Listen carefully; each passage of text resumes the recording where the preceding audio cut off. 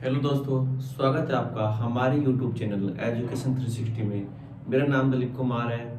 आज हम एक ऐसे टॉपिक के बारे में पढ़ेंगे जिसका नाम है दो चरों वाले रैखिक समीकरण, linear equation in two variable.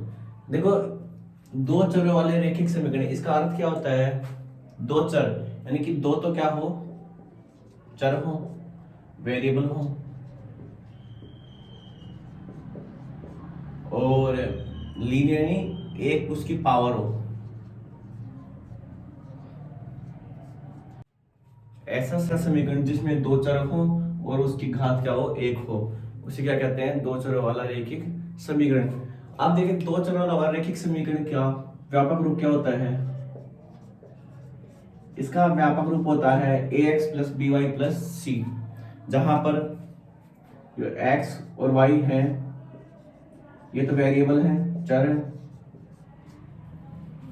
और इसकी पावर देखो सबकी एक है ना, और ए बी सी अचर कांस्टेंट है। तो ये इसका व्यापक रूप होता है ax plus B Y plus C. हम दो चरों वाले रैखिक समीकरण लेते हैं, दो रेखाएं लेते हैं और देखते हैं वो कब प्रतिच्छेदी होती है, कब समपाती होती है, कब समांतर होती है। तो इसकी एक बेहतरीन ट्रिक है। जैसे माना दो बहनों की ट्रिक है, दो बहनों की ट्रिक। समझना, इसमें मजा भी आएगा, हंसी भी आएगी, लेकिन याद हो जाएगा एक बार देखोगे तो। अब तो तो माना दो रेखा ये हैं, a1x plus b1y plus c1 बराबर 0, और दूसरी है a2x plus b2y plus c2 बराबर 0। हम इनके गुणांकों की तुलना कर लेते हैं बार। तो इसका तो a1 a2 b1 b2 c1 c2 इसके गुणांक। तो अब देखेंगे, हमारे दो बहिनें हैं, तो दो बहिनें हैं जो हमेशा क्या करती रहती हैं? लड़ती रहती हैं, एक दूसरे को हमेशा काटती रहती है, प्रतिच्छेद मतलब हमेशा एक दूसरे को प्रति एंटी रहती है, लड़ाई करती रहती है। तो जो एक काटे वो कौन सी जाएगी? प्रतिच्छेदी। तो इसका अनुपात क्या बनेगा? a1 बटा a2। अब क्या करते हैं? हमेशा काटते थे, दूसरे को काट दो, तो b1 बटा b2। जब आपको दो रेखाएं दी जाए, उनका अनुपात देखना, a1 बटा a2 करना, और b1 बटा b2 बराबर नहीं है तो कौन सी रेखाएं हो जाएंगी? वो प्रतिच्छेदी रेखाएं हो जाएंगी। अब हम देखते हैं, यदि दोनों महीने क्या करती हैं? एक दूसरे से मिलके रहती है हमेशा, बिल्कुल कभी लड़ाई नहीं करती, एक दूसरे के आराम से एक ही घर में रहती है, कभी लड़ाई नहीं करते। जो ब्लैक कलर वाली रेखा है और ये लाल कलर वाली रेखा है, दोनों हमेशा मिल के रहते, कभी नहीं लड़ाई करती। तो कभी लड़ाई नहीं करेंगे तो क्या होगा? कभी काटेंगे नहीं एक दूसरे को, तो क्या हो जाएगा? a1 बटा a2 बराबर b1 बटा b2 और बराबर c1 बटा c2। तो क्या देंगे? एक दूसरे की संपाति, एक के ऊपर एक, मतलब मिलजुल के रहती है। तो कौन सी रेखा लेंगे? संपाति रेखाएं। तो कौन सी रेखा है भाई?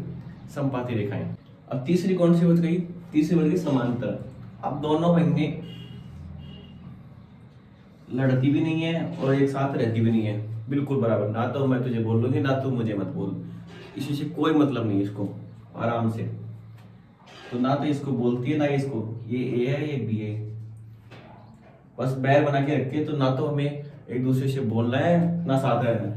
तो क्या करेंगे? नहीं लड़े तो कटेगी नहीं यहाँ पर, लेकिन बराबर कर देंगे तो हो जाएगा, संपात जाएगा। तो बच गया कौन सा? इस बार तीसरे वाले में काट देंगे, c1 बटा c2। अरे जब यहाँ काट देते कौन सी बनती थी? पहले काट दो तो प्रतिच्छेदी, और कहीं नहीं काटे, एक दूसरे के साथ मिलकर रहती है तो कौन सी कहलाती है? संपाती, कोइंसिडेंट। और लास्ट में काट दे तो कौन सी रहेगी? समांतर, पैरेलल। तो कौन सी रेखा आएगी? समांतर।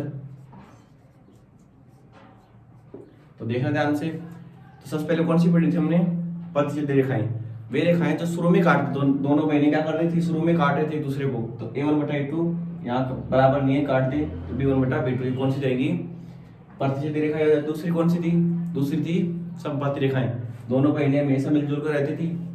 तो मिलजुल कर रहेंगे तो कहीं ना तो लड़ाई होगी कभी बिल्कुल मिलजुल के, तो कभी काटेंगे नहीं, तो सारी क्या होंगे बराबर होंगे। A1/A2 बराबर B1/B2 बराबर C1/C2। और लास्ट वाली बच गई कौन सी, समांतर। ना तो एक दूसरे को बोलती है ना इसी से कोई मतलब नहीं है, बस एक अंतर बना के रखती है थोड़ा। ये अंतर किसका होता है, C1 और C2 का अंतर होता है। A2 बराबर B1/B2 बराबर नहीं है C1/C2 के। आप तीन रेखाओं को एक साथ पढ़ लेते हैं, देख लेते हैं, जब ज्यादा समझ में आ जाएगा। तो अब देखिए, देखो प्रतिच्छेदी रेखाएं हमने क्या बताया था, दोनों बहनें क्या करती हैं, एक दूसरे को काटती रहती है। मान लो यहाँ पर काटती, तो काटती तो कौन सी जाएगी, अनुपात क्या होगा, A1/A2 not equal to B1 यहीं से काट दो। तो शुरू में काटते हैं तो प्रतिच्छेदी जाएगी। देखो कितनी बार काट रही हैं, एक बार काट रहे, तो हल कितना हो जाएगा इसका, एक हल यूनिक।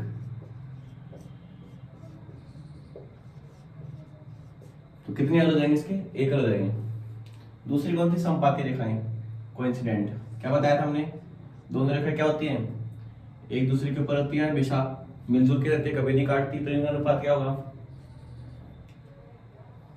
A1/A2 बराबर B1/B2 बराबर C1/C2। देखो कितनी बार एक दूसरे के ऊपर हैं, कितनी बार काट रही है, तो बहुत बार काट रही है, अनेक अनंत हल। इनफिनिटी मान लेते इसको। देखो ये तो एक बार काट रही है, ये बहुत बार है, एक दूसरे के ऊपर ही है, तो काटती जा रही है लगातार, जहां तक रेखा जाएगा वहां तक काटेगी। तो कितने हो जाएंगे इसके, अनंत हो जाएंगे। तीसरी हमने कि समांतर क्या होती है, ना तो लड़ाई करती हैं ना ही साथ रहती हैं, बस बोलना चालना सब इनका बंद है, तो कभी ना ही बोलती है एक दूसरे से, क्या जाएगा। तो A1/A2 बराबर B1/B2 not equal to C1/C2। अभी कहीं काटेंगे नहीं तो इसका हल कहाँ होगा बताओ, कोई हल नहीं, इसका हल ही नहीं निकलेगा, नल। अरे जब ना तो ये मिलेंगी ना लड़ाई करेंगी, जब वो कुछ लड़ाई करेंगी मिलेंगी तभी तो कुछ ना कुछ निष्कर्ष निकलेगा। अभी ना तो कुछ करती है तो क्या होगा, कोई हल ही नहीं निकलेगा। एक दूसरे से बोलती नहीं है, नहीं बोलेंगी तो कोई हल ही नहीं होगा इनका। लड़ाई करेंगी बातें करेंगी तो कुछ हल तो निकलेगा ना इनकी तरह, लेकिन ये तो कुछ करती ही नहीं है, इसलिए इनका कोई हल नहीं है। देखो जिसका कोई हल नहीं होता वो कौन सी तो जिसका कोई हल नहीं होता वो कौन सी रेखा कहलाती है, असंगत रेखाएं। और जिनके हल निकलते हैं वो कौन सी कहलाती है, संगत रेखाएं। तो इस वीडियो में हमने इतनी आसानी से अच्छी ट्रिक से जाना कि कौन सी संपाती होती है, कौन सी प्रतिच्छेदी होती है और कौन सी समांतर होती है। तो आपको क्या पसंद आई हमारी ट्रिक, तो इस वीडियो में इतना ही, मिलते हैं अगले वीडियो में, धन्यवाद।